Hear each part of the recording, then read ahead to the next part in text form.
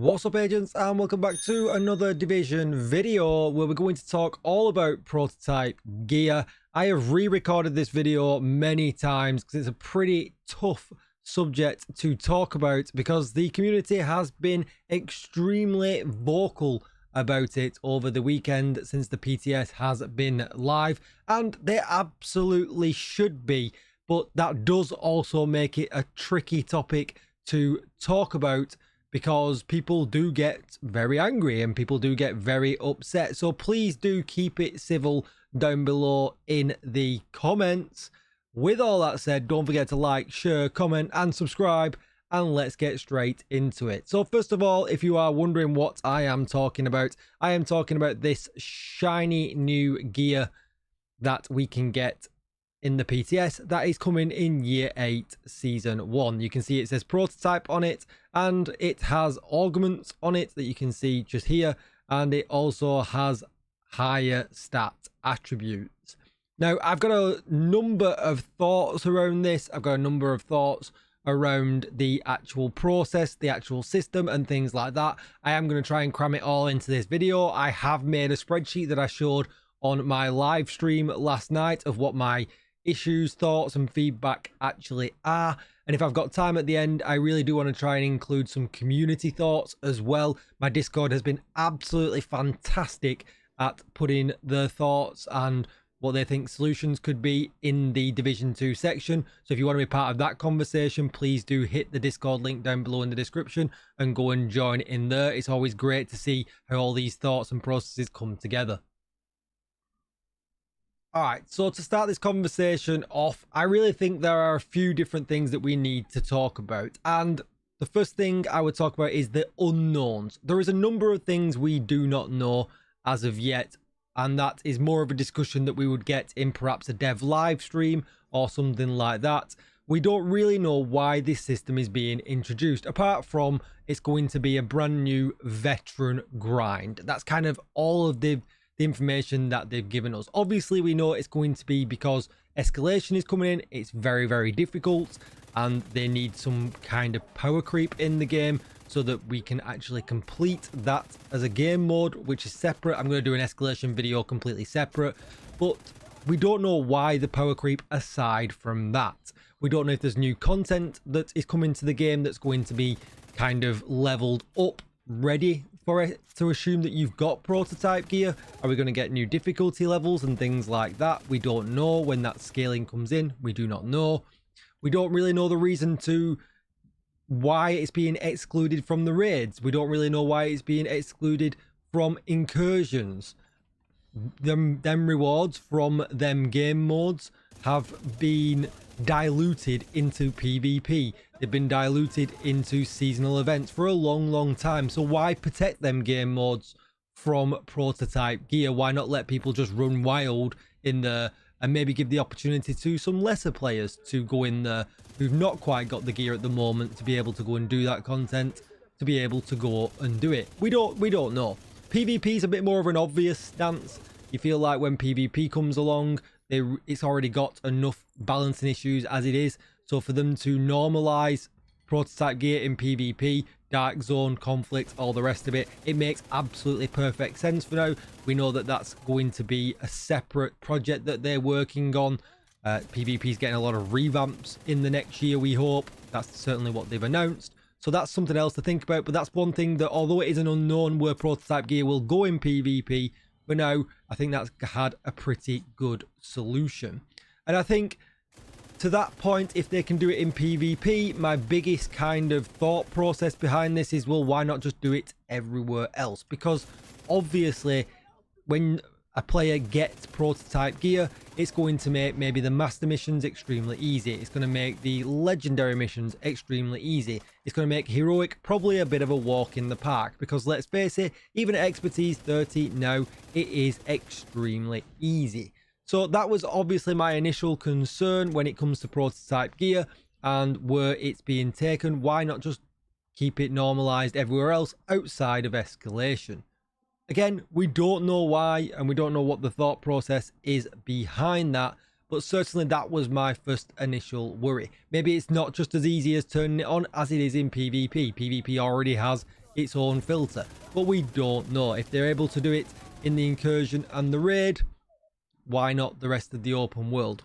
But that's another discussion, and that was probably my initial first worry. My second worry with unknowns was the new expertise costs. We heard that Yannick said that expertise costs are definitely getting a revamp, and I think due to some other parts of this system that we'll talk about a little bit later on in this video, expertise costs or expertise rewards really do need to be ramped up if it's going to be more rewards, or the cost of things really does need to be tuned right down. There is a certain grind that's going to come in with this gear, and we've got to be able to do it quickly, essentially, to make it feel worthwhile. If the process is too stretched out, it will turn even the longer term player off. And I think I kind of talked about it a little bit just before. If somebody has got prototype gear and they jump into a random matchmaking with somebody that's potentially only up to challenging or heroic, all of a sudden that gear is making it easier for that person, even though they've not got it, which brings in kind of a push to the game, if that makes sense, where all of a sudden the game becomes generally easier outside of escalation than what it is even now. But again, that stays on my list of unknowns too. We don't really know what the future plan is for that, and I really kind of hope we're going to get some kind of live stream in the future that will address those kind of issues and plans moving forward. But then what we need to talk about is where the community's actually landed on this, and why is it such the topic of conversation has been busier than I have ever seen it since seasonal characters. So let's talk about where the two kind of main sets of people land. So the main crux of the problem where people seem to be very, very upset is the way that you actually acquire the prototype gear. Not necessarily that it has an extremely low drop rate, although that is a different topic that we'll talk about in just a moment as well. But the fact that it is not only hard to acquire, the fact that there's an aspect of the fact you might ruin your gear that you've got right now. So for instance, I don't think I've actually got any on here because I was kind of testing how easy it was to upgrade and roll. But if you've expertised a 30 piece of gear and you've put a lot of time and effort and, you know, materials into that, when you then turn it into prototype, there is an RNG aspect to the game now that will only terminal or max roll, as otherwise it's known as, one stat on your piece of gear, with a lower chance that a second attribute or a third attribute also becomes terminal, maxing the bars out. And there's although that is an actual power creep in that piece of gear, it's seen as all of a sudden my perfect piece of gear is no longer perfect. Along with that, it actually adds an augment on that also brings another power level as well. Now, from an MMO standpoint, I don't necessarily mind that RNG aspect to the actual game, and I think that's where I differ from a lot of people, probably you guys listening and you know, to what I'm saying right now, and people on the live stream. The RNG aspect of it, people are really dislike, and I think to me it depends how many times I can roll that RNG dice, and that then comes back to what we talked about just before, the expertise costs. If the expertise costs are low enough for me as a player to maybe roll that a couple of times a day, that then seems that for me that's kind of okay. But for other people, they don't like that aspect, and that then leads back to the fact that we've got optimization and re-rolling in the game as of right now for your current gear that essentially allows you to farm your way to current god status. Essentially, you can go to targeted loot, you can perhaps pick up a blueprint, then you can get yourself then to the same build as X YouTuber or X person on Twitch that's got millions and millions of damage. And that's definitely a camp where there's two sets of people in there. Some people don't like the RNG, and some people don't mind that RNG process moving forward. But I think one thing that's important to point out here is that that gear is still absolutely fine for 99% of the game. That is not changing. We discussed that a little bit earlier on. the only way that you need this prototype gear is to push tier 10 in escalation. So although yes, I'm not trying to excuse that whole standpoint from, you know, that perspective, there is actually the reasons there that you only actually need it if you go into play and push escalations. As of right now, there's no other reason to have this gear for any other point in the game. Now, to that point, if they introduce other difficulty levels in the game moving forward, and we've seen, you know, distribution of comments from devs and things like that, where they're planning on making the rest of the game, you know, the difficulty, revising the difficulty in the rest of the game, so that then leads to open world, it leads to missions and things like that.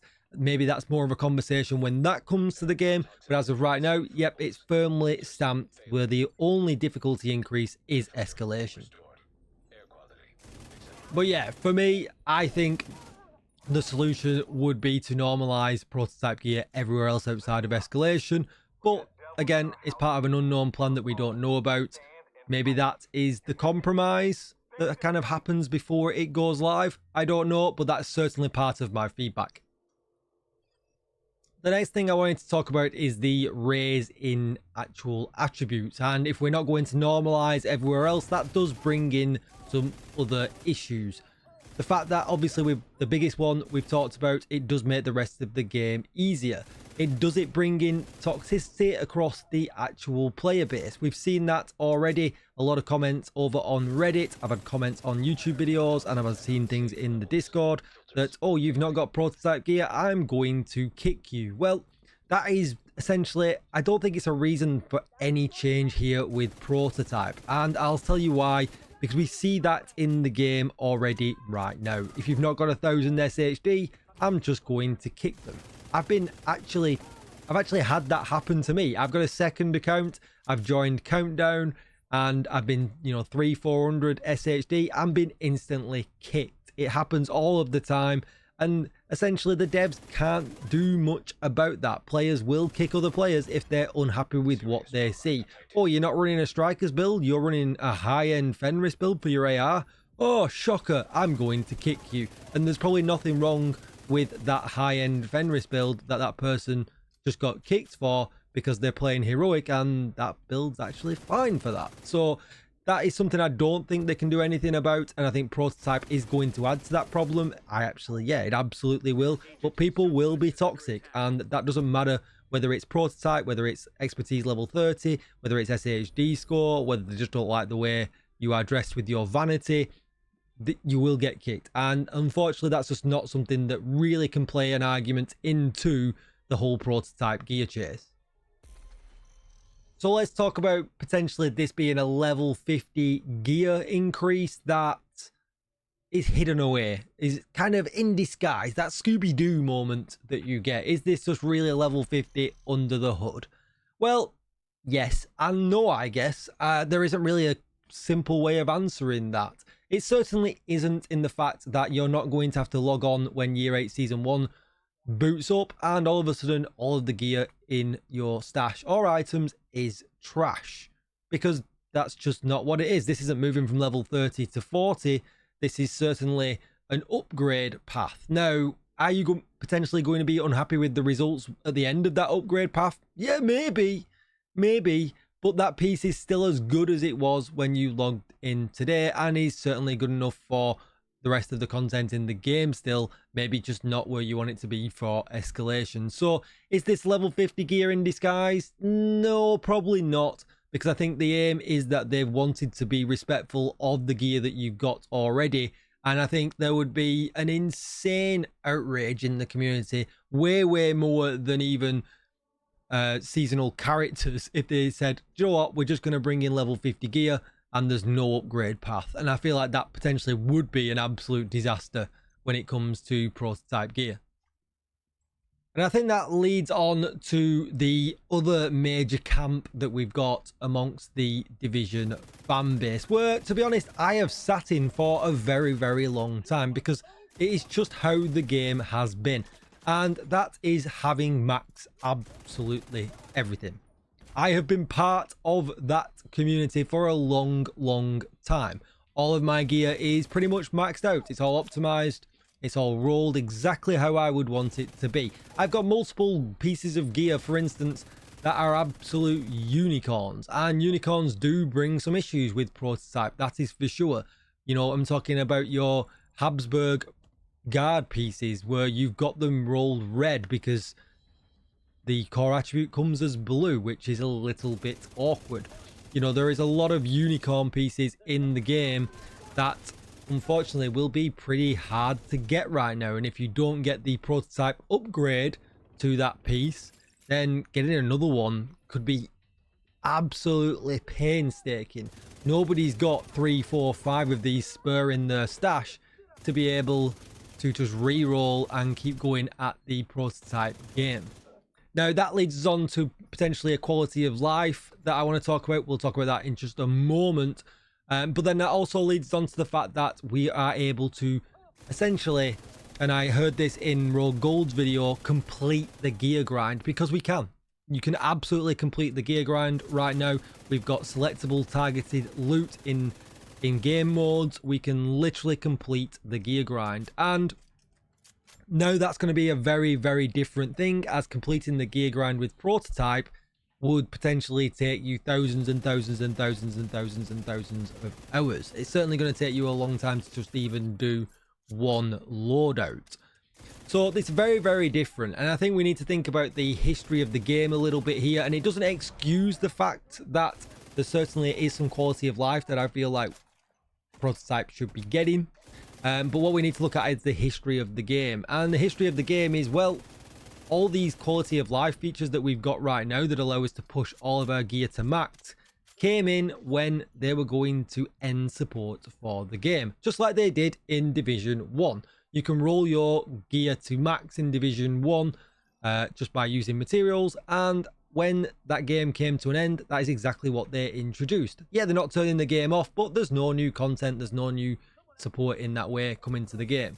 Now, when they announced the end of life for Division 2, they did exactly the same. All of a sudden, you can optimize your gear, and that was great. You know, the game's coming to an end, but you've still got a few years of life in it with global events and being able to grind out all the gear, but not necessarily having to go through that painstaking grind for no real reason, because there's no new content coming to the game. And then obviously things happened. We got expertise. That then had its own problems because gear kept being added to the game and it was getting out of control. When it got to 30, it was very, very high. It was a big, big grind. That is a separate issue that they're looking at obviously addressing, but it became out of hand again. And then we got another life boost into the game where actually the support is staying for the game. We're getting DLCs, we're getting incursions. So we've kind of got legacy systems that were intended for the game's end of life support in the game, when the game's no longer on life support. The game's fully alive, full year 8 worth of content coming,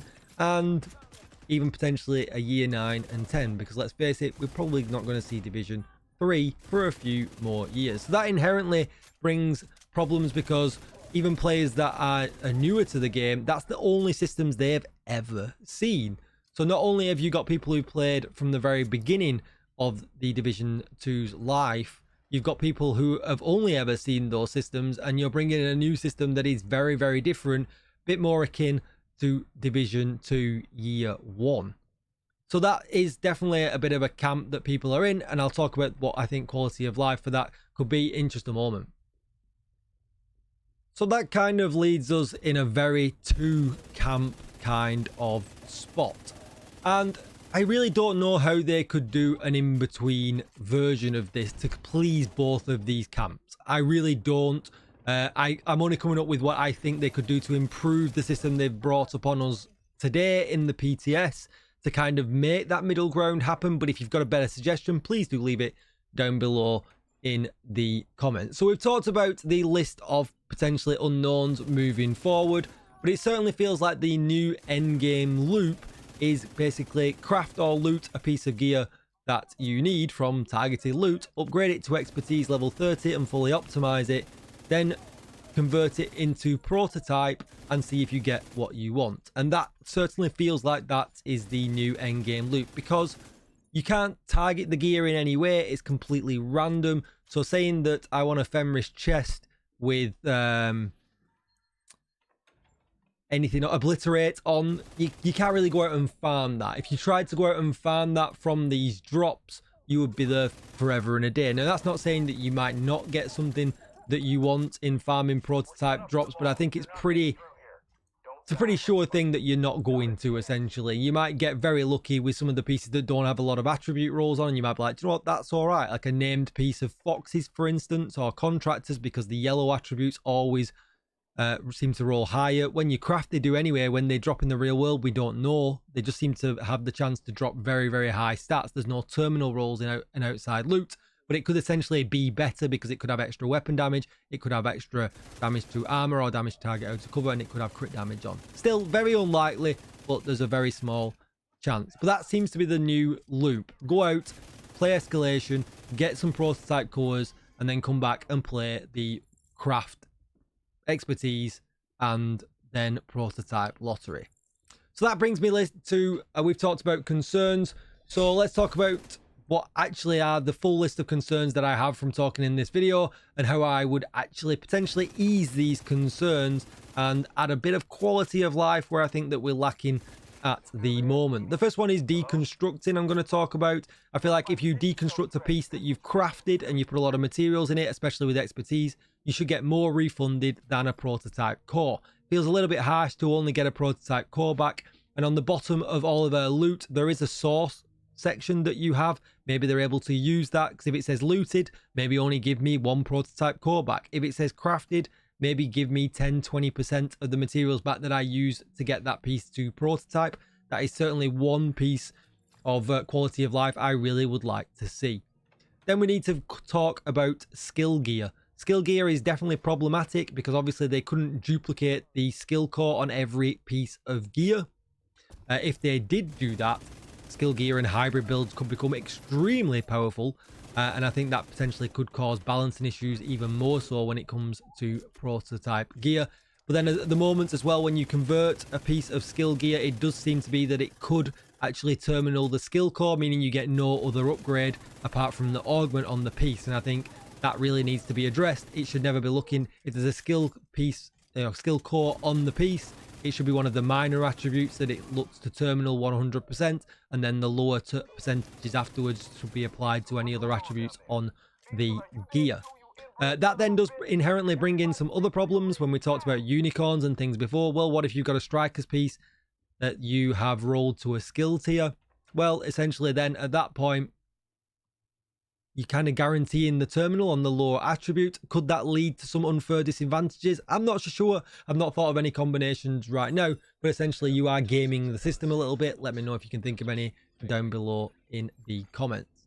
Then we've got stash space issues. So for instance, we're unable to roll talents, and that was my immediate first kind of take on this. Well, why can't I still roll talents on chest pieces? Why can't I still roll talents on backpacks or my guns?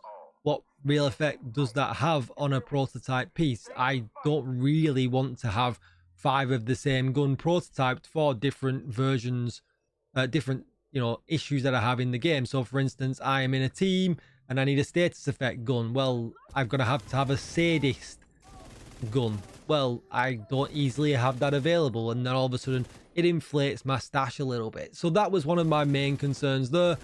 Maybe they could allow us just to roll the talents. I don't really see how that would make it any more overpowered or underpowered. I think it would be a nice kind of compromise there, but that was kind of one of my other concerns, because then essentially that leads to stash space, but then it also leads to the actual how slow the upgrade progress is as well throughout it.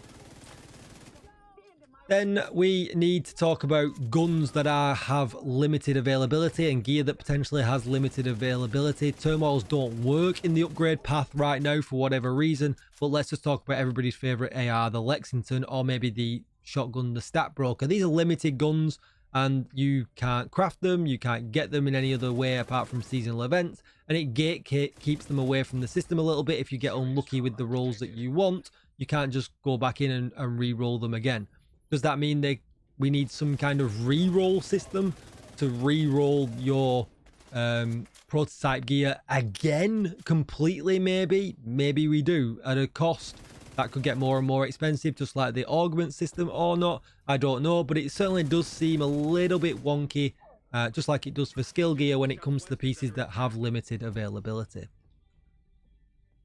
So that's a couple of my main issues there when it comes to that. So what would I do to ease this prototype system as we've got it today in the PTS? Well, I certainly think optimization and recal would be too much. Most people day one would have max prototype builds and it would take away the grind. And I feel like we do need to find a middle road with that. But what is that middle road? So I don't like the idea of having selectable targeted loot. I think that again would encourage the takeaway from the grind a little bit.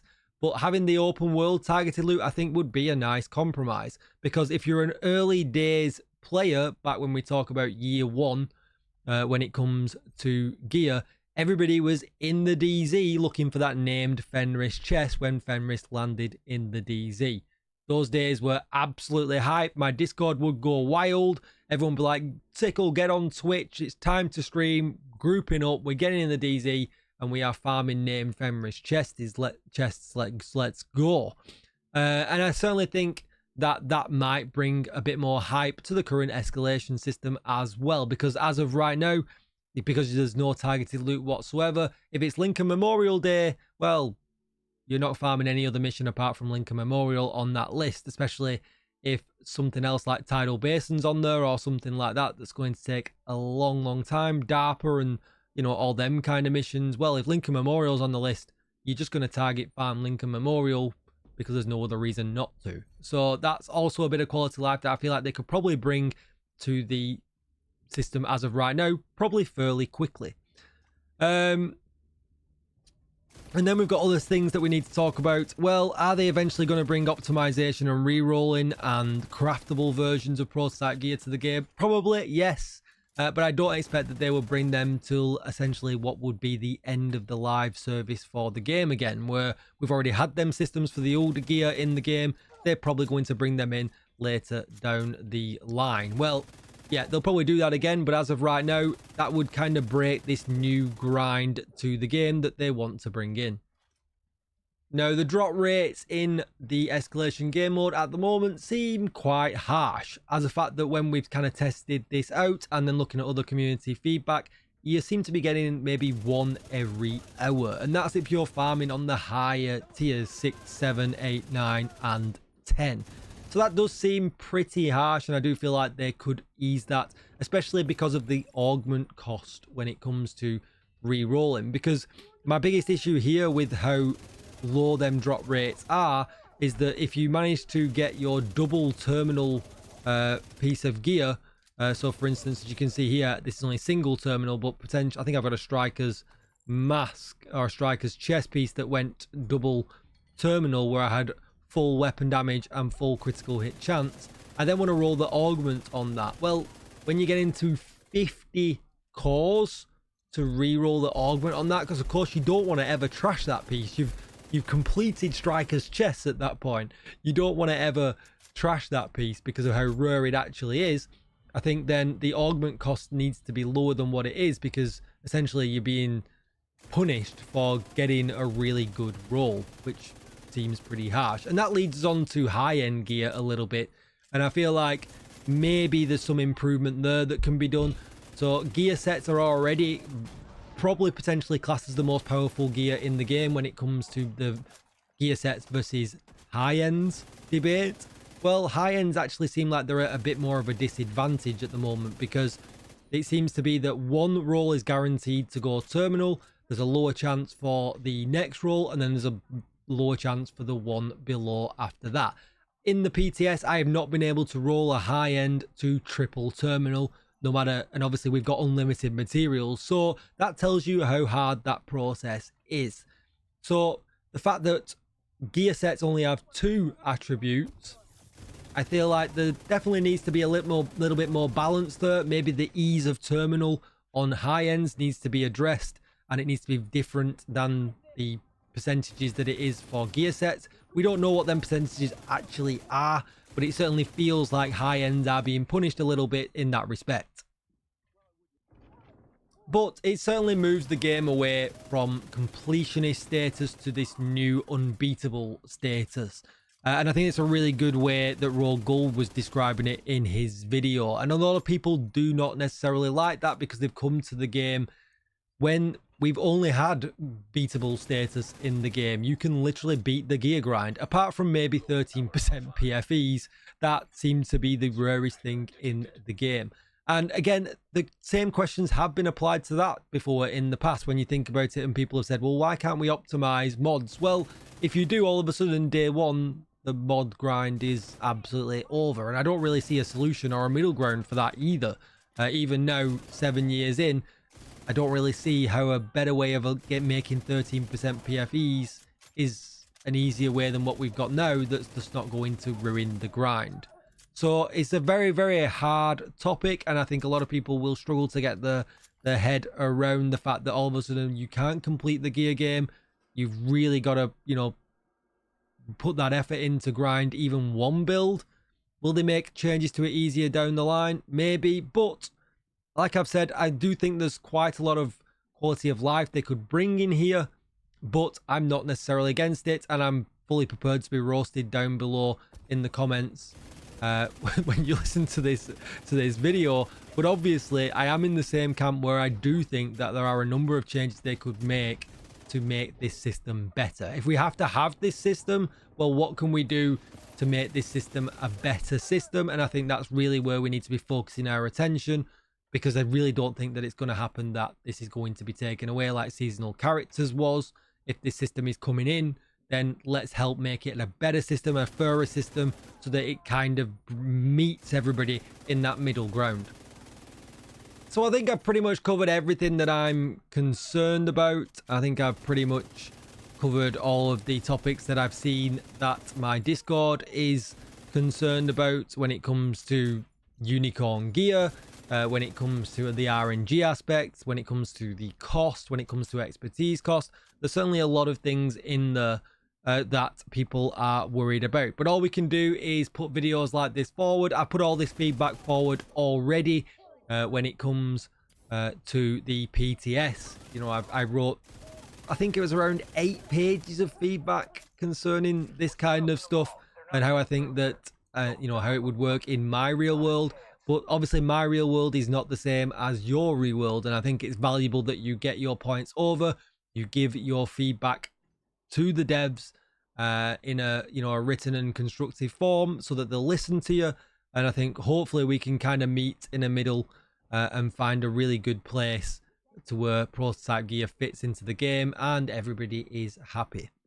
So with all that said, I'm going to leave the video there. Don't forget to like, share, comment and subscribe. Thanks for watching, agents. I appreciate all the love and support, and please don't give it to me too hard in the comments, and I'll see you in the next one. Bye bye.